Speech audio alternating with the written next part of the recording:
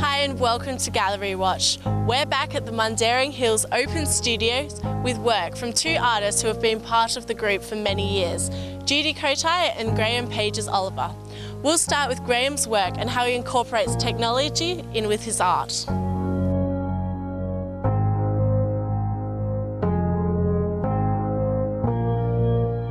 So Graham, do you want to tell us how long you've been part of the Mundaring Hills Open Galleries? About 3 or 4 years now. I was part of the original group and I'm still involved in it. What does it mean to you to be involved in this group? It's sort of, apart from friendship, I think it's an important part of sort of promoting each other as artists, and it's something that we all have to do in this day and age.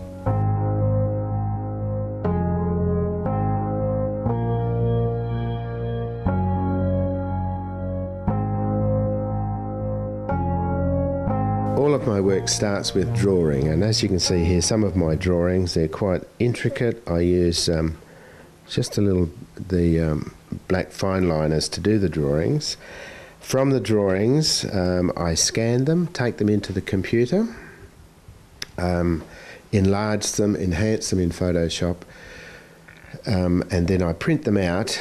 I'll print out a negative that I can use for screen printing. I expose that to a light-sensitive silk screen, and then I actually use a printing processor to generate the limited edition prints.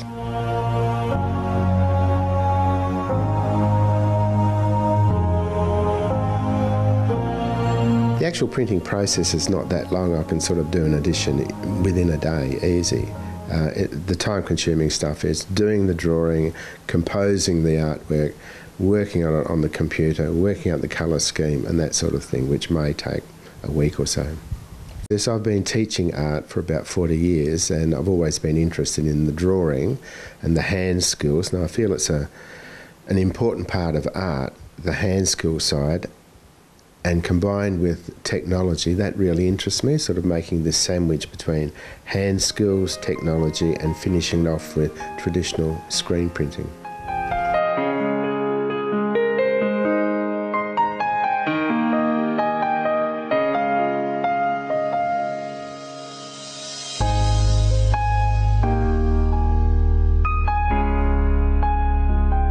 The Inner Tree was an exhibition I had a couple of years ago, which involved me sort of doing a drawing every week.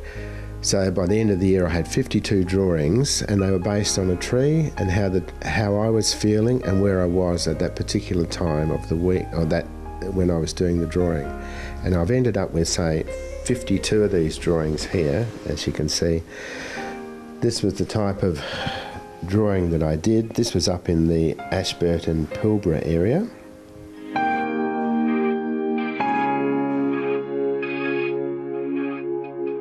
So with these you then enlarge them and add colour? From there I then create a limited edition silkscreen prints, and I've got some over here and you can see. These are finished ones. So, and again, this was up in the Pilbara area. How do you get the texture on these ones? Because it does seem to stand out, the black lines. At the last thing I do after I've screen printed them is I come back over with some raising powder, and that's attached to the wet ink, the black ink, and that when it's heated it raises up. It's an old printing technique that they often use in business cards. And so it gives it a nice gloss and raises up from the surface of the paper.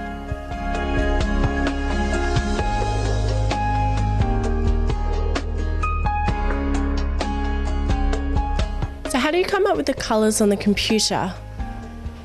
It's a Photoshop technique, and I sort of just play around with the colours and the effects that I'm trying to create that fit in with the drawing. What was your inspiration for this one, and where was it drawn from? Well, this was towards the end of the year, and I had actually worked up in the Kimberley region for a long time.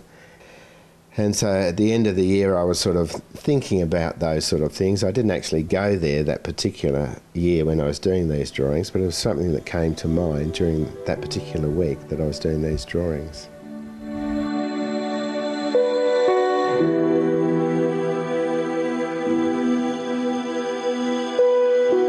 What sort of draws me to the Australian landscape is the small things, the textures, the found objects, the leaf litter and that sort of thing. And currently I'm looking at the textures of some of the tree trunks and some of the found objects that we found when we were camping up in the Kimberley region to come up with a composition.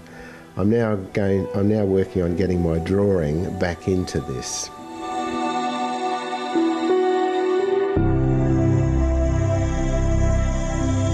I'm still interested in that tree, the story of the tree and how it's relating to the landscape, and the textures that I'm picking out are basically textures of the trees and the rocks that are already in that landscape.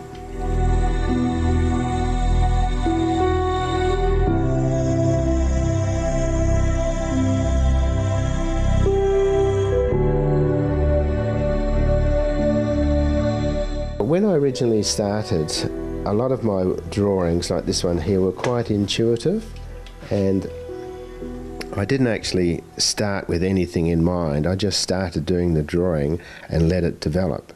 And then once I got an idea, I just work on that and develop the drawing.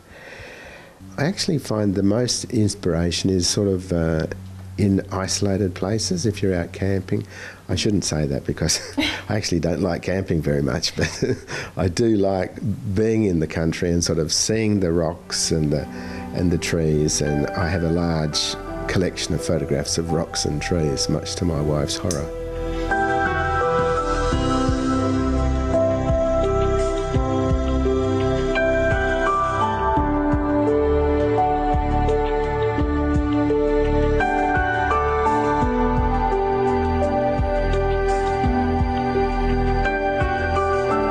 So do you want to tell us a bit about this picture here? Well, this is a fun one. This is a limited edition print that I did of a place up north called Christmas Creek. And then I added leaf litter down the bottom, and I put in a bit of Christmassy decoration in amongst that. So it's just a fun thing, really. The drawing itself was quite small. It's been enlarged there, so it's lost some. The line quality has changed, but that'll all take a couple of weeks to work on. Then this one here, I've actually come back and hand painted into it.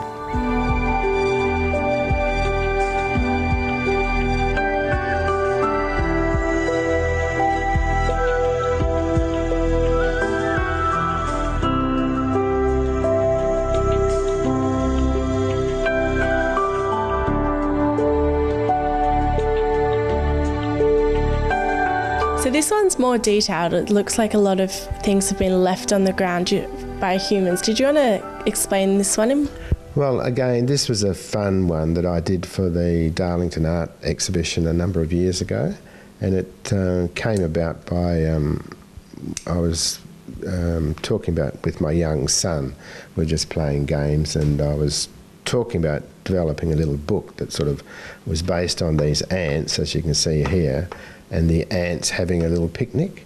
And so they were collecting all of these man-made things, or things and you can see it's the same sort of drawing technique, a lot of line work, coming back into hand paint into it, little bits of silver paper stuck in here into the hillside to indicate housing over here as well, and a lot of white space left. It's based on Darlington and the hills of Darlington. So why did you leave a lot of white space in this picture? I think white space is important. I think it's just as valid as the drawing and the dark shapes, and it provides that balance. I've always always felt the need to leave a lot of white space.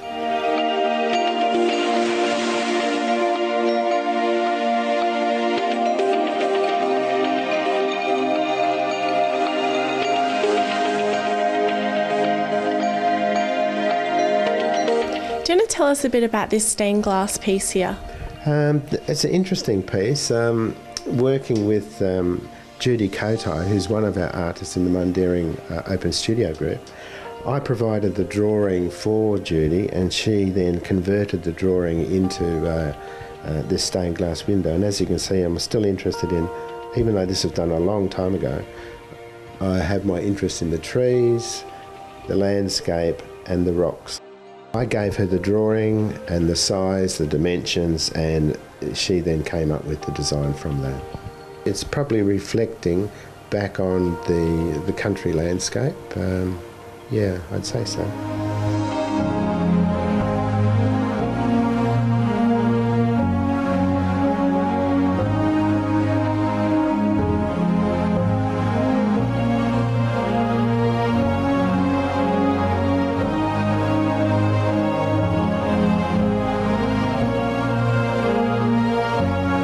Thank you so much, Graham. And we'll be back with more Gallery Watch after a short break with the artist who created this beautiful piece, Judy Kotai.